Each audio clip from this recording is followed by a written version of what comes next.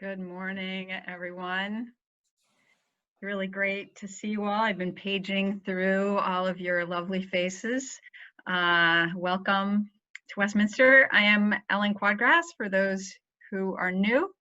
I'm the minister here at Westminster, and I'm very happy to be here with you. I want to take a moment just to thank Al Jeffries, our worship partner, and also George Johnson for George has leapt into the role of tech host. This is his first time doing this for a regular, second time, okay. And I just want us all to send him loving, supportive thoughts as he manages the panel in front of him. Thank you, George, and thank you, Al. So our theme this month for September is renewal. It has been a difficult week in the world. There's a lot that's been happening. Some of it troubling. We've lost this past week Ruth Bader Ginsburg, a hero of women's rights and human rights in the highest court of this country. And it is a loss that is leaving many anxious about what's next. The fires continue on the West Coast. There are ongoing struggles right here with the pandemic and all its implications. And this week, there was a proclamation by the president arguing that teaching about race is somehow unpatriotic, that talking about the tragedies of the past is somehow not healthy. It was a troubling and divisive statement that is part of a larger pattern of denial and escape from accountability. In thinking about today's service, I am seeing how the overarching narrative of any country is bound up in the stories of the thousands and millions of individuals that make up that country, and the struggle at a national level to reconcile or not with respect to our racial tragedy or anything else is all bound up with our capacity as individuals to do exactly that kind of reconciliation in our own hearts, to understand what happened in the past, to face our mistakes, to take responsibility, and to do what we can to set things right. So today, inspired by the Jewish holidays of Rosh Hashanah and Yom Kippur, which we are right in the middle of right now, let us explore our own capacity to face what's hard, to offer forgiveness, make amends, and begin to turn it all around. As Scott Taylor writes, we begin once more the work of welcome, of forgiveness, of renewing this weary, worn world. Because a new day, a new story awaits. Come, let us worship together.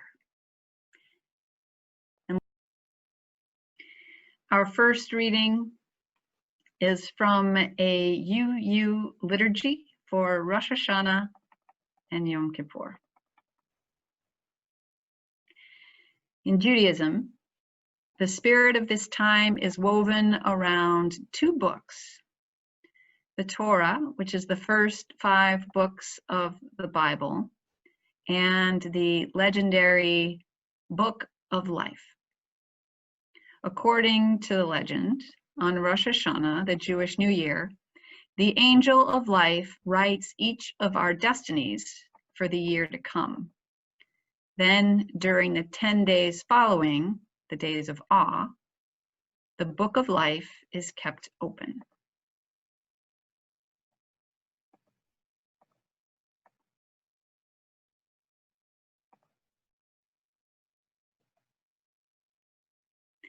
Al, you're muted.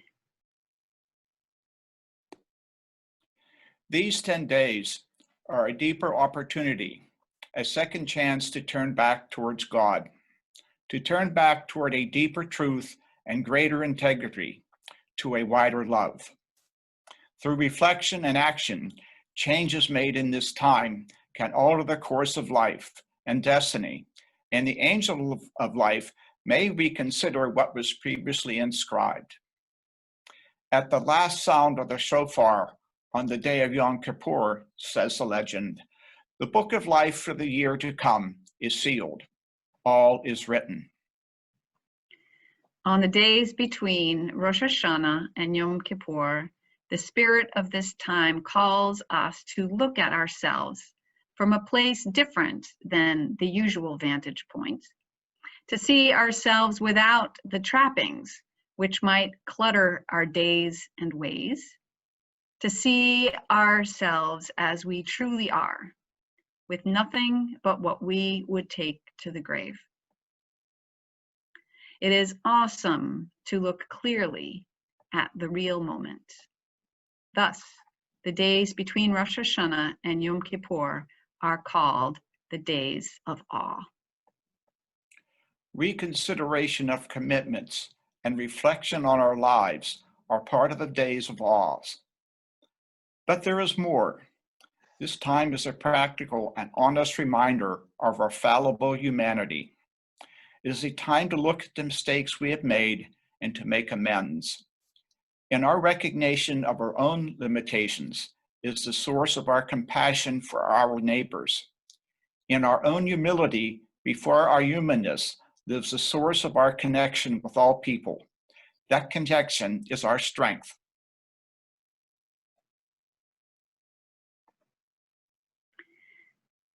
Our second reading is called Finally on My Way to Yes by Pesha Joyce Gertler.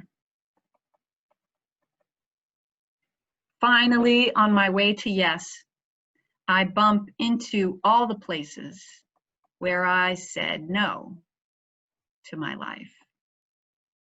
All the untended wounds, these coded messages that send me down the wrong street again and again. Where I find them, these old wounds, the old misdirections, and I lift them close to my heart and I say, holy, holy. Let us sing together. I was on the phone with a friend not too long ago. Your voice is breaking up, she said to me, sounding just this side of irritated, which I was too, because I had noticed her voice was breaking up, and this wasn't the first time this had happened. Are you doing something different? She asked, now more explicitly laying the problem at my feet. At that point, I almost asked her whether she had fixed the problem with her phone. She had mentioned a problem once, but I didn't go there because I love this friend. That conversational tack didn't look terribly productive, and by that point, the connection rather, had magically resolved itself. Whatever and wherever the problem actually was, I couldn't help but notice we were both pretty sure it was at the end of the line that was not our own. I have a theory that something in us, almost on autopilot, externalizes problems, lays the blame for things we don't like on whatever or whoever is nearby. Unless it's patently obvious that it's me, the problem probably lies with you. There are so many ways this manifests. you get the wrong entree at a restaurant. How many of us assume we didn't give the order clearly enough? Your friend is an hour late because she couldn't find the meeting spot. How many of us assume the fault lies with how we gave directions? A team project doesn't succeed. Somehow, our coworkers' mistakes tend to stand out in full color, and our own mistakes, well, our own mistakes? Did I? I didn't make a mistake. I used to frequently buy belated birthday cards because I was never very good at sending them on time. A favorite of mine said, "Sorry, this card is late, but why do you always forget to remind me?" There's something so satisfying about holding other people responsible. Right now, we happen to be, as we've been hearing, right in the middle of one of the holiest times in the Jewish calendar, a time that you could say is all about humanity's relationship to responsibility. The Jewish New Year just ended, and we are now in that time leading up to and including Yom Kippur, also known as the Day of Atonement, the day of taking responsibility for one's own mistakes. It's interesting to me that traditionally, way back when, Yom Kippur included a dramatic ritual involving 2 goats. The first goat would be sacrificed to God, kind of like a tit for tat. Here's where I messed up, so God, I'll give you something in return. It's a little archaic logic that fits with the archaic way some part of our brain works. The second goat would be sent away. Metaphorically, all of humanity's sins would be loaded onto this goat's back before it was cast off far away into the desert, never to be heard from again. This ritual was born out of a need, one rabbi surmises, for humans to literally watch our shame and guilt leave us, disappear, be gone forevermore, so we can finally let it go.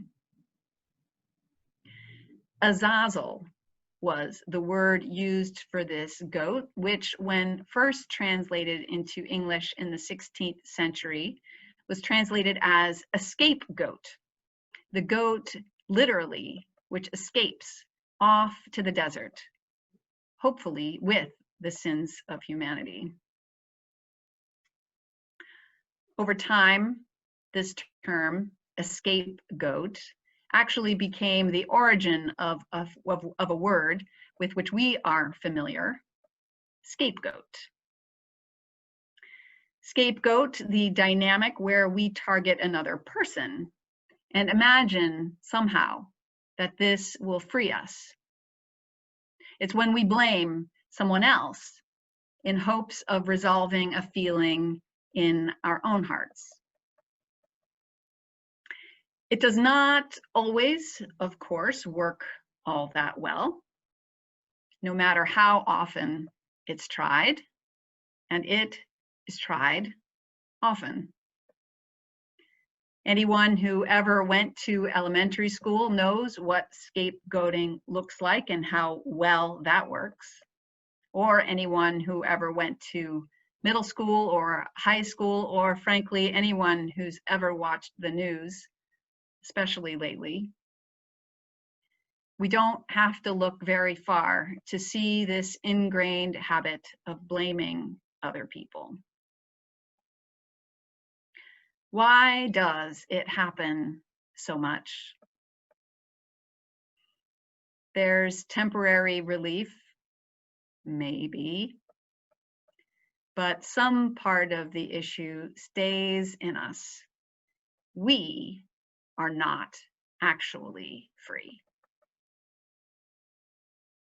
Maybe that's why the ancient rabbis didn't leave it just at the 2 goats, but wisely paired that ritual with other elements that go much deeper, that get at the roots of the guilt and shame. They added devotional elements that invite people to look at their part, search their own hearts, and leave aside, for a time, the temptation to make accusations against the hearts of others. So here we are in this time called the Days of Awe, this 10-day period when, as we heard in the reading, the legendary book of life is open. When individuals have an opportunity, the tradition goes, to change the course of destiny by changing the shape of their hearts, by making amends, by practicing forgiveness, by reflecting in the light of our own mortality what really happened, and then own up and fess up. Because when you look at things from that light, from the recognition that we will not always be here on this earth, it tends to put the nature of our conflicts into perspective. A quote I heard once goes something like this: "You'll be dead a long, long time. You're alive now. What do you want to set right while you still can?" Jews all over the world are called into this self-searching practice, none of which is particularly easy, simple, or fun. But it's all part of being created anew, part of renewal for the new year. Now, we are not a Jewish congregation, but we can learn from this ritual. And we do well when we practice something akin to it for our newly minted congregational year and for our September theme of renewal. This kind of deep reflection and action has the potential to change the course of a life, which is why I preach on it every year. As UUs, we may not have a built-in ritual time of cleansing, atonement, or repair, but it's so important. I remember the first year I was here, I preached on this topic, and at least one person came up to me in the days afterward to tell me about the amends they had made and how it turned an important relationship around. That person looked relieved and lightened and hopeful, and I thought to myself, isn't this a big reason why we come to church at all? To transform our relationships, to heal the past, to find our way to starting anew, even if it is difficult or humbling or hard. Luckily, we are not starting completely from scratch as UUs. We may not have an official day for atonement and renewal, but we do have tools in our toolbox already. The concept is not unfamiliar. What we have is covenant, a commitment to come back together when something between us feels like it's come apart. Some of our covenants are explicit, like the 7 principles, or the covenants we create for our team meetings or small group ministry, like connection groups. Other covenants are implicit, which doesn't make them any less important, but can make them tougher to pick up if you're new to us, as Reverend Peter Friedrich notes in a sermon on Yom Kippur. One of those implicit covenants includes the promise to assume good intentions, he continues.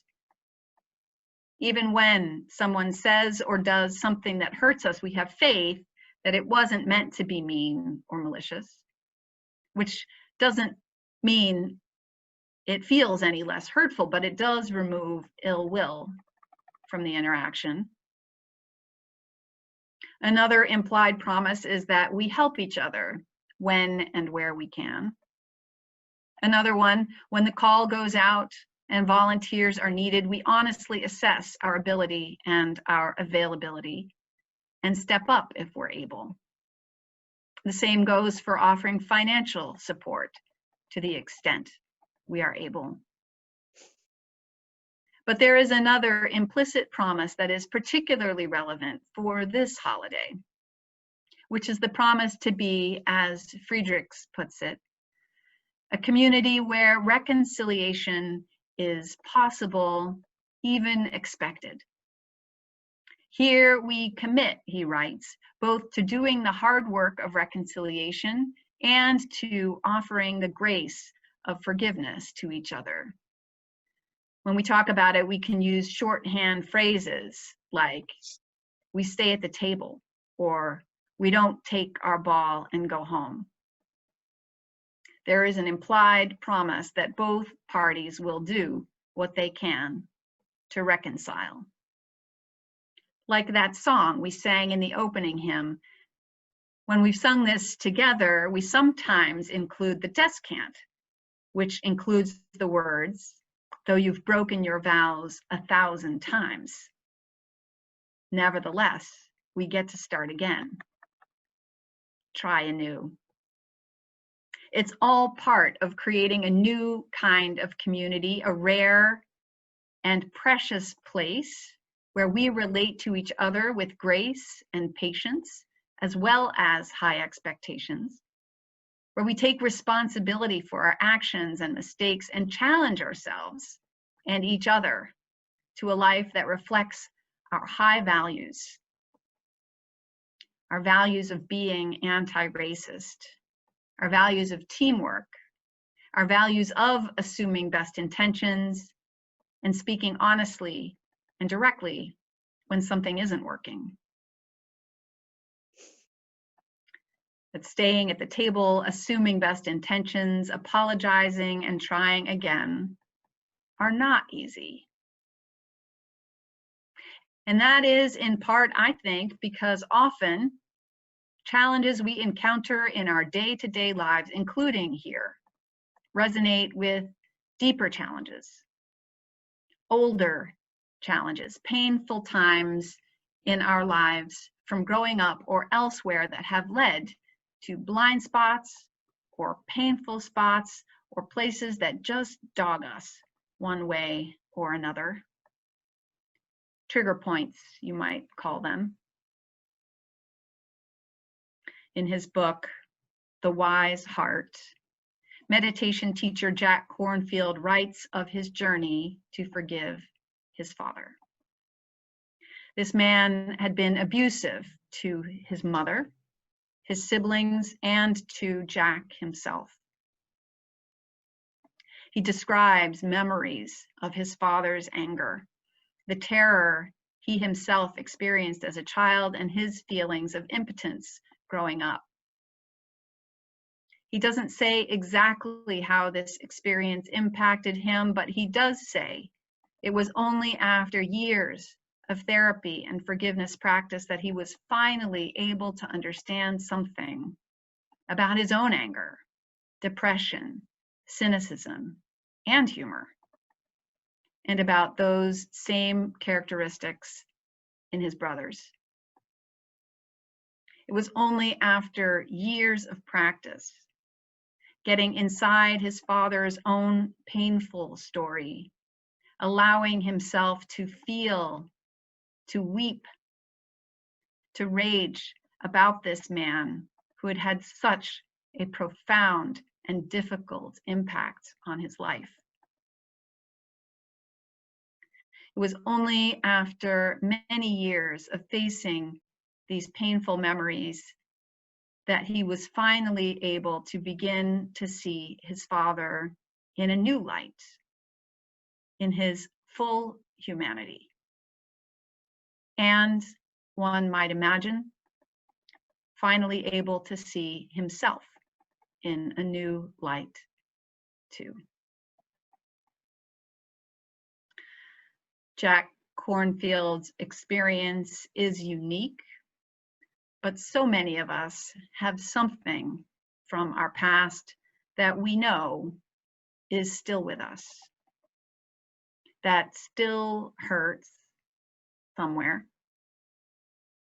Something someone else did, something we did, something that still gets us, that keeps us from the full joy of living, from being our best selves, or maybe a little bit of both.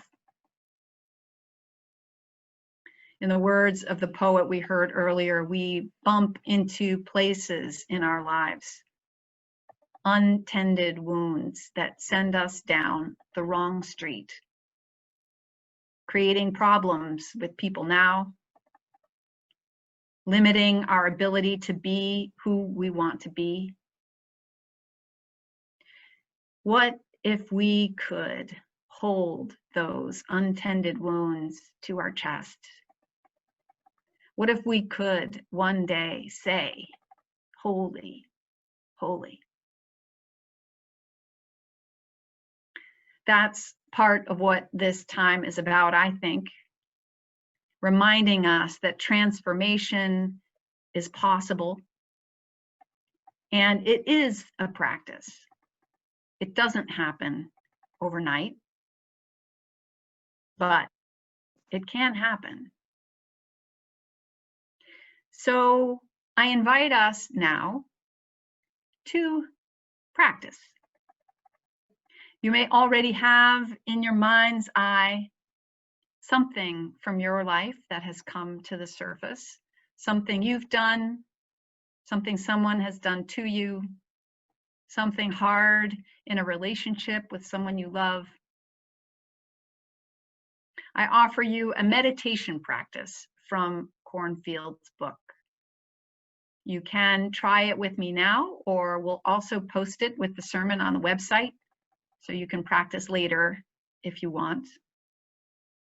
And if you are not a meditator, don't worry. You don't have to do this. You don't have to fake it. You can simply relax and just listen to the words.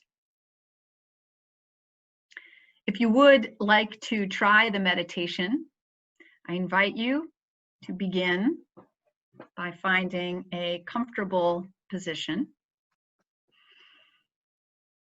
and allow your eyes to close if you like. Let your body and mind relax as you are able. Breathing gently into the area of your heart. Let yourself feel the barriers you've erected and the emotions that you have carried because of ways you haven't forgiven yourself or haven't forgiven others. Let yourself feel gently the pain of ways you have kept your heart closed. And then, breathing softly, begin asking and extending forgiveness. You can recite the words I'll say in a moment, or just let images and feelings come up and grow deeper. For example, if you are in your mind asking forgiveness of others, you might say, there are many ways I have hurt and harmed others, caused them suffering, knowingly or unknowingly, out of my own pain, fear, and confusion. Gently see the pain you've caused. As you are able, feel your regret. Sense the possibility that you can finally release the burden and ask for forgiveness. Picture each memory that still weighs on your heart. And then to each person in your mind, you can say, I ask for your forgiveness. I ask for your forgiveness.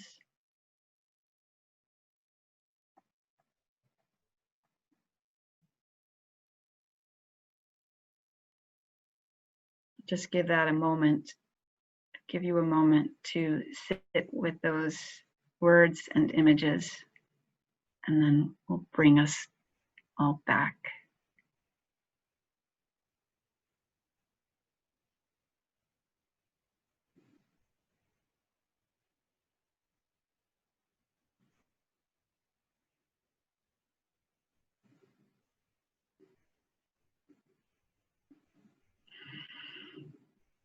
All right, come on back into this present moment. Open your eyes if you had closed them. Notice that we are here together, and settle yourself in this moment again. That was a practice to request forgiveness, but oftentimes we need to forgive ourselves as much as we need to be forgiven by others. Oftentimes we carry our own burden of guilt along with our regrets. And there is a similar practice you can do to forgive yourself. And there are still others you can use to practice in your mind's eye, forgiving those who have hurt you. They're all practices designed to untangle the roots of difficulties, the roots of pains we don't even always recognize we still carry. But these practices can free us. As we work with our minds and hearts, it will become more clear where we do maybe actually need to apologize to someone, where we really do need to change our ways, where we need to forgive or set a boundary or have a conversation, and where even if we've broken our vows 1,000 times, we get to try again and yet again. So here we are in the middle of these Jewish days of awe, in the middle of challenging times in our world. May we take inspiration from this holiday. May we find motivation. May we do less scapegoating and more heart opening. May we stay at the table, forgive each other, forgive ourselves, take action, and find that perhaps the destiny in our individual or collective book of life may just take a turn for the better. May it be so. Amen. I invite you into our close